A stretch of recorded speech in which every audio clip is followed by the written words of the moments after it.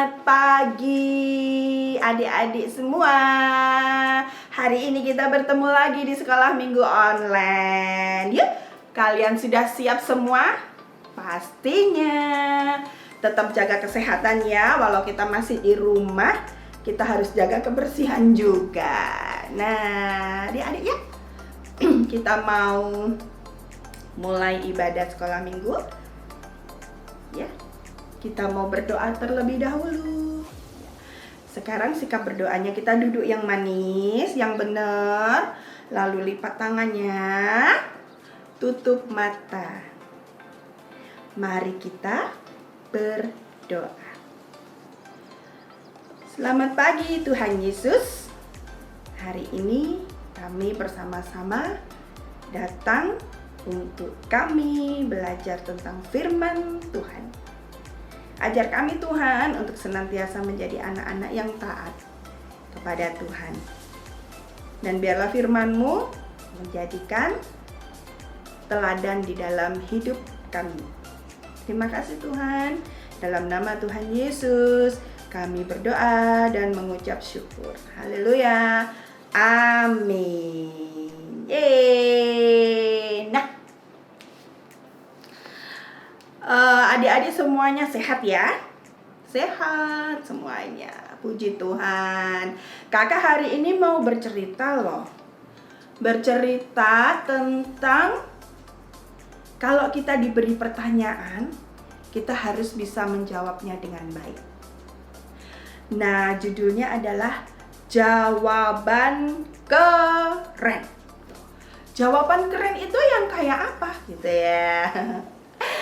Nah, nanti kita sama-sama belajar bagaimana sih cara memberi jawaban yang keren itu. Nah, firman Tuhan hari ini diambil dari Kisah Para Rasul 4 ayat 1 sampai 13. Bisa dibaca bersama mama atau bersama kakak ya di rumah ya, untuk adik-adik yang masih belum terlalu bisa membaca.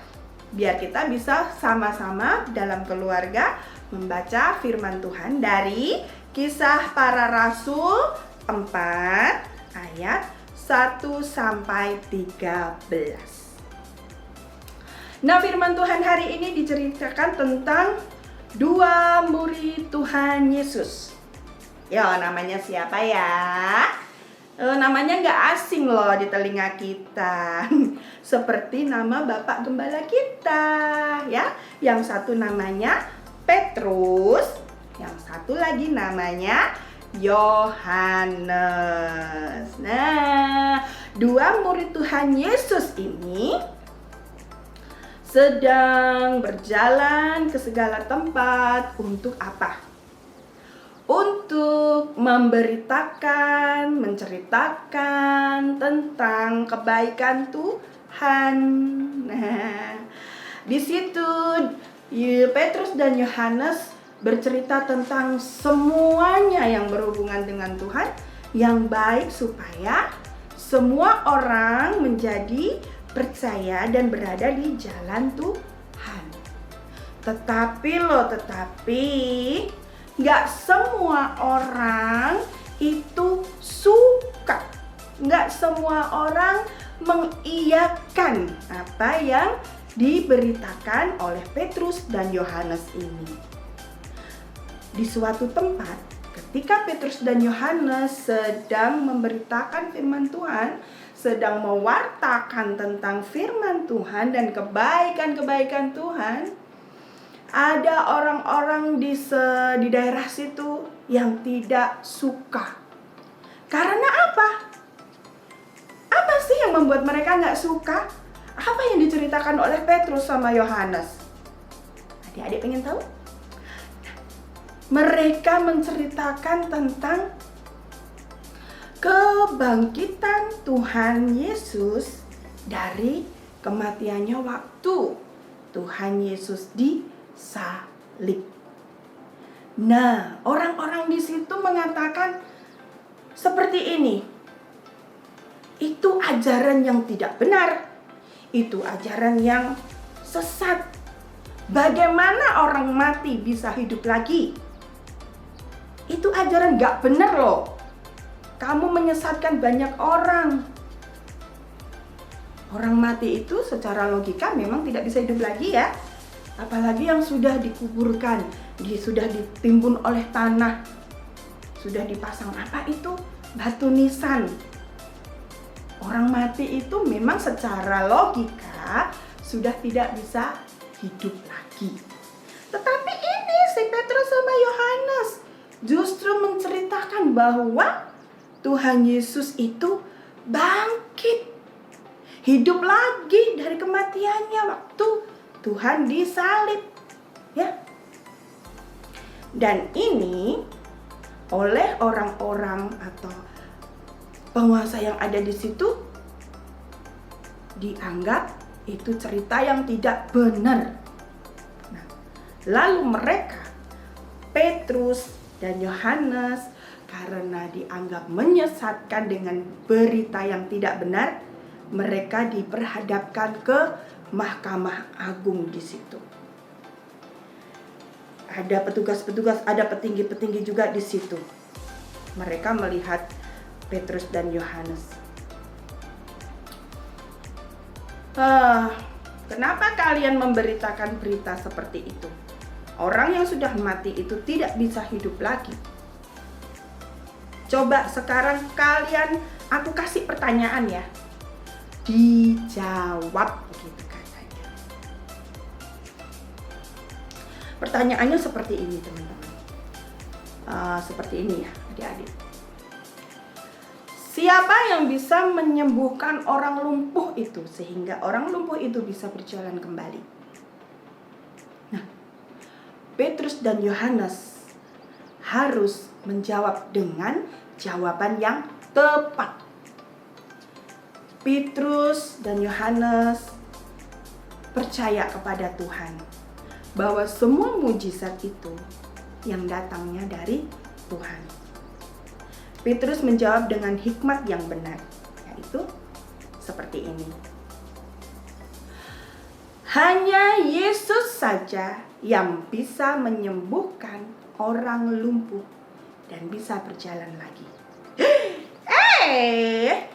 Petinggi-petinggi Mahkamah Agung di situ semuanya heran.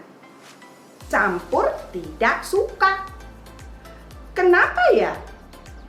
Kenapa dua orang ini masih saja berani menyebutkan nama Yesus yang sudah mati di kayu salib itu? Mereka nggak suka. Ya. Dan kenapa Petrus dan Yohanes menjawab nama Yesus yang menyembuhkan orang lumpuh itu? Kenapa? Nah, di sini loh jawaban yang tepat, jawaban yang keren yang diberikan Petrus dan Yohanes di depan Mahkamah Agung dan semua orang yang ada di situ. Karena melalui jawaban itu, ya, mereka tahu bahwa Yesus yang disebut sebagai penyembuh itu adalah Mesias, Anak Allah. Ya kan? Nah, di situ mereka jadi heran dan takut. Kenapa dia masih menyebutkan di situ nama Yesus? Satu lagi, Petrus memberikan jawaban itu karena apa? Disitulah Petrus dan Yohanes diberi kesempatan. Oh, ini kesempatan bagus buat kita. Ya, karena memang yang menyembuhkan orang lumpuh itu adalah Yesus. Jadi kalau kita memberikan jawaban seperti itu jawaban yang benar, jawaban yang keren. Dan kesempatan kita bisa mewartakan tentang segala hal tentang Yesus. Segala hal tentang kebaikan Tuhan Yesus. Ya, firman Tuhan boleh bisa diwartakan kembali di situ. Awalnya setelah kematian Yesus di kayu salib tuh banyak orang takut. Ya, orang-orang yang tadinya percaya jadi takut. Kalau apa? Kalau mungkin nanti bisa ditangkap. Ya. Tetapi ketika Petrus dan Yohanes berani menjawab bahwa Yesuslah yang menyembuhkan orang lumpuh,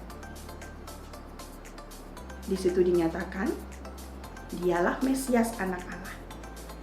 dan ada kesempatan untuk mewartakan firman Tuhan lebih lagi. Dan dari situ orang-orang yang awalnya takut karena setelah kematian Yesus menjadi percaya lagi, menjadi tidak takut lagi, karena memang benar ya, Yesus kita adalah Allah yang hidup, yang sanggup melakukan segala perkara, sanggup melakukan segala mujizat bagi kita semuanya. Gitu. Jawaban yang keren sekali. Kalau kalian coba diberi pertanyaan, ya, kalian jawabnya langsung apa enggak? Atau harus dipikir dulu? Nah, itu nanti yang akan menjadi tantangan buat kalian. Nah, oke, kakak mau pesan di sini ya. Ketika kita berbicara dengan menggunakan kata-kata yang baik, dengan kata-kata yang berhati-hati, dengan kata-kata yang sopan, dan memberikan kata-kata yang menyenangkan, itu akan membuat orang itu nyaman, membuat orang itu tenang dan senang dengan kita dan senang mendengarnya.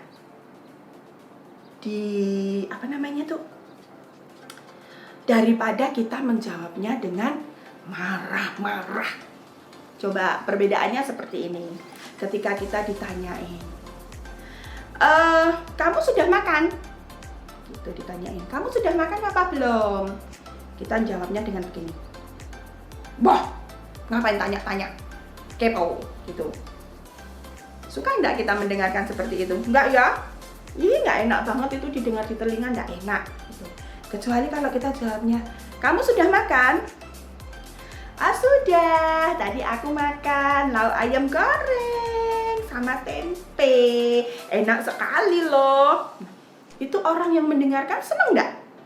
Senang. Karena kita menjawabnya dengan baik, dengan sopan.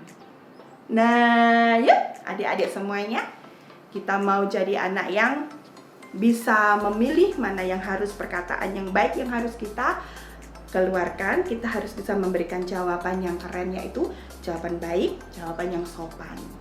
Nah, oke. Nanti akan ada 2 tantangan loh buat kalian ya. Tantangannya 2. Sudah hafal ya? 1 ayat hafalan, yang 1 tantangan. Tantangannya apa ini? Nanti kakak akan kasih tahu, tapi sebelumnya kita mau berdoa lebih dulu. Oke, mari kita tutup lipat tangan, tutup mata. Kita berdoa bersama-sama, mengucap syukur Tuhan untuk firman-Mu hari ini, semakin menjadikan kami mengerti bahwa sikap kami yang baik, tutur kata kami yang baik lebih berkenan bagi orang lain daripada ketika kami mengeluarkan hal-hal yang tidak menyenangkan. Terus jadikan kami anak-anak Tuhan yang sopan dan taat, anak-anak Tuhan yang baik, supaya kami boleh menyenangkan hati orang lain. Terima kasih Tuhan, terima kasih buat berkat-Mu, buat firman-Mu. Terus jaga kesehatan kami Tuhan, lindungi kami dan keluarga kami. Dalam nama Tuhan Yesus kami berdoa dan mengucap syukur. Haleluya, amin. Nah, tiba saatnya kita mau kedua tantangan itu. 1, ayat hafalan dari, catat dulu ya bolpennya. Yang adik-adik yang masih kecil, mama siapin bolpen, tulis di kertas. Amsal 13, tulis dulu. Amsal 13 ayat 3. Bunyinya seperti ini. Siapa menjaga mulutnya, memelihara nyawanya. Siapa yang lebar bibir, akan ditimpa kebinasaan. Nah, lebar bibir itu suka ngomongin yang gak baik-baik, suka ngejek, suka marah-marah, suka yang nggak baik pokoknya. Nah, itu lebar bibir. Itu akan merugikan kita sendiri. Nah, tetapi yang menjaga mulutnya itu artinya berbicara yang baik, yang sopan. Kalau mau ngomong itu dipikir dulu. Kira-kira jawaban kalau aku jawab seperti ini itu nanti ada orang yang tersinggung marah enggak ya? Atau orangnya jadi sakit hati enggak ya? Atau jadi pulang nangis enggak ya? Gitu. Kalau nanti hasilnya jelek, kita nggak boleh mengucapkannya gitu. Tetapi kita mengatakan yang baik supaya orang lain juga senang. Terus tantangan yang kedua adalah butuh teman ini ya, yaitu kalian mengirim video yang sedang bercakap-cakap, misalkan dengan ibu, dengan ayah, atau dengan saudara-saudara yang ada di sekitarmu gitu. Bercakap-cakap tetapi dengan kata-kata yang baik.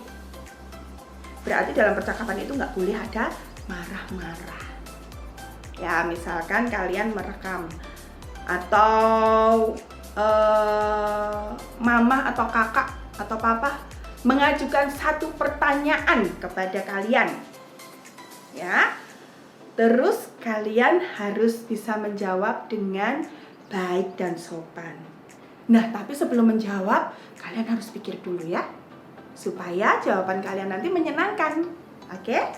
Kirim itu di video, kirim ke kakak-kakak sekolah minggu ya. Selamat menjadi anak yang memiliki jawaban keren, yaitu sopan dan baik. Oke, sampai jumpa minggu depan. Tuhan Yesus memberkati.